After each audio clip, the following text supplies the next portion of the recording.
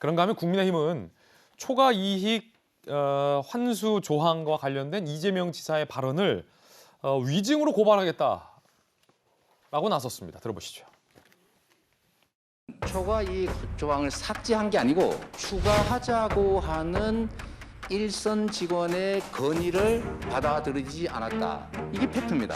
지난 국감 때 초과 이익 조항을 건의한 걸 받아들이지 않았다고 했습니다. 그렇게 누가 말하지 건의를 한 않았습니다. 겁니까? 하루 만에 주어를 바꾸셨어요, 지사님. 지사님답지 않은 태도입니다. 자, 그때 당시에 간부들 선에서 채택하지 않았다. 이게 팩트고 제가 안 거는 이번에 언론 보도를 한 거고.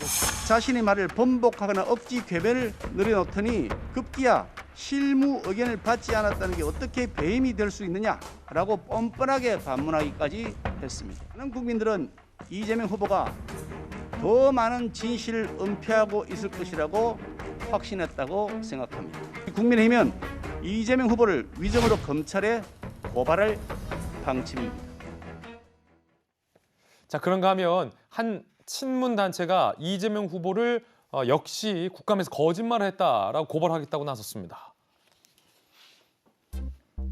깨어있는 시민연대라는 일종의 친문 성향의 단체로 분류되는 한 단체가 이재명 지사의 저 발언이 거짓이다라고 문제를 삼고 나왔습니다. 총 14명의 변호사에게 2억 5천만 원을 지급했다라는 변호사비 비용. 자, 왜 이 깨어있는 시민연대는 이 발언을 거짓말로 봤을까요? 수사기관에 간단히 확인만 해도 100억에 육박할 가능성이 있다.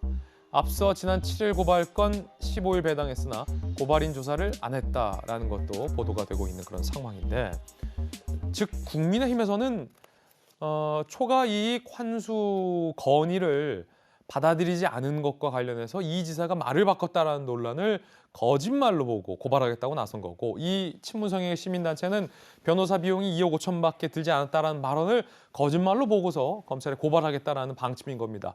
각각의 내용이 지금 다른데 혹시 윤석열 캠프에서는 어떻게 보고 있습니까? 두 가지 다 심각하죠. 근데 검찰의 수사와 관련이 있을 텐데요. 변호사비 관련된 문제에서는 깨어있는 시민연대가 과거에 고발한 사건들이 있지 않습니까? 근데 조금 전에 봤던 것처럼 고발인 조사조차 하지 않았다면 이재명 지사와 관련된 내용들에 있어서 앞서 봤던 것처럼 너무 편의를 봐주는 것 아니야? 이런 오해가 커질 개연성이 너무나 크죠. 게다가 변호사비에 관련된 각종 의혹들이 일파만파 커지고 있는 와중이기 때문에 검찰이 보다 진정성 있는 수사를 나서지 않는다면 이 또한 특검에 대한 요구가 높아질 수밖에 없다고 생각이 되고요. 조금 전에 봤던 국정감사장에서는 위증을 해서는 안 됩니다. 본인 스스로 선서도 하고 있기 때문에.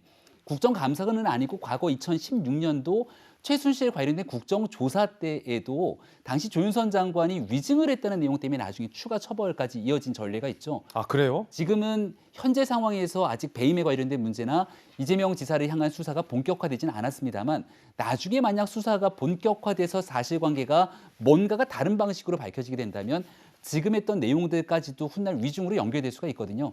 이 내용에 대해서 검찰의 이재명 지사를 향한 수사에 대한 압박성 성격도 함께 있다고 생각이 됩니다. 예. 자, 김병민 대변인의 의견 들어봤습니다.